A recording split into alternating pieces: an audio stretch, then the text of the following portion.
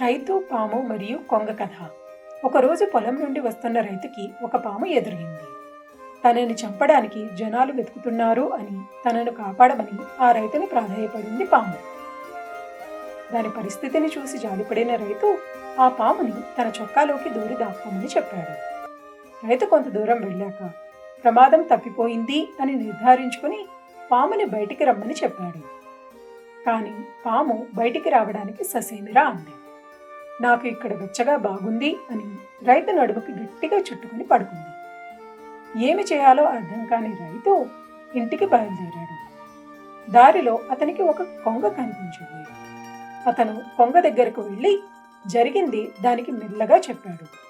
అంతా విన్న కొంగ రైతుని నెమ్మదిగా తన చొక్కా ఎత్తమని అడిగింది. రైతు చొక్కా ఎత్తగానే వెంటనే పాముని తన ముక్కుతో బయటకు లాగి పొడిచి చంపేసింది కొంగ.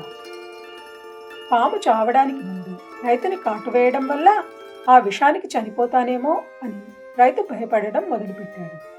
అతని బెంగను చూసిన కొంగ 6 తెల్ల పక్షులను వండుకొని తింటే ఆ విష ప్రభావం పోతుంది అని అతనికి సలహా ఇచ్చింది. అది ఆ మాట చెప్పగానే రైతు వెంటనే దాని మెడ పట్టేసుకున్నాడు. నువ్వు కూడా తెల్ల పక్షివే కాబట్టి ముందు నిన్నే వండుకొని తింటాను అని దానిని సంచిలో వేసుకుని తీసుకువెళ్ళాడు. తన భార్యకు జరిగిందంతా చెప్పి కొంగని చంపి కూర వండమని చెప్పాడు రైతు.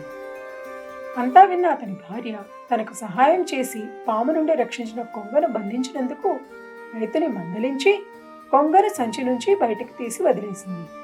బయటకు వచ్చిన కొంగ రైతు భార్య కళ్ళను పొడిచి ఎగిరిపోయింది. ఈ కథ ద్వారా మనకు తెలిసిన నీతి ఏంటి? ఆఫ్రికాలో ఒక సామెత ఉంది. నీళ్లు పళ్ళం నుండి పైకి ప్రవహించడం, మన సహాయానికి ప్రతి సహాయం దొరకడం ఎప్పటికీ జరగవు అని. సాధారణంగా మనం మంచి చేస్తే లేదా ఒకరికి సహాయం చేస్తే మనకి మంచే జరుగుతుంది అనుకుంటాము. కానీ చాలాసార్లు అలా జరగదు. ఒకవేళ మనం ఎవరికన్నా సహాయం చేయాల్సి వస్తే దానికి బదులుని కానీ కృతజ్ఞతను కానీ ఆశించకుండా చేయండి అని చెప్పడమే ఈ కథ యొక్క ముఖ్య ఉద్దేశం.